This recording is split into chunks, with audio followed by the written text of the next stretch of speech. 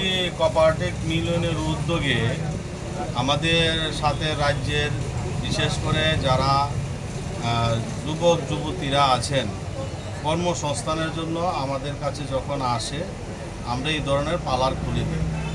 এই পার্লারে বিদ্যাসাগরের রাকেশ সাহা আমাদের গাড়িতে যোগাযোগ করেন। তো যোগাযোগ করার পরে আমরা এই উদ্যোগে গুমতি গাড়ির উদ্যোগে পার্লার খুলে দিয়েছি। এটা সিস্টেমটা হলো আমাদের যে অ্যাডজেন্ট প্রাইজে সেই মালগুলি বিক্রি করবে।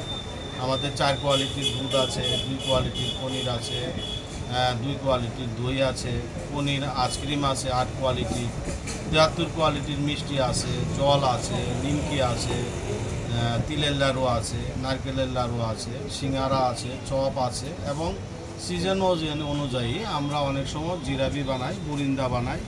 এইসব প্রোডাক্টগুলি বিক্রি করে এই পার্লার খুলে 1000-1200 টাকা দৈনিক ইনকাম করতে পারছে।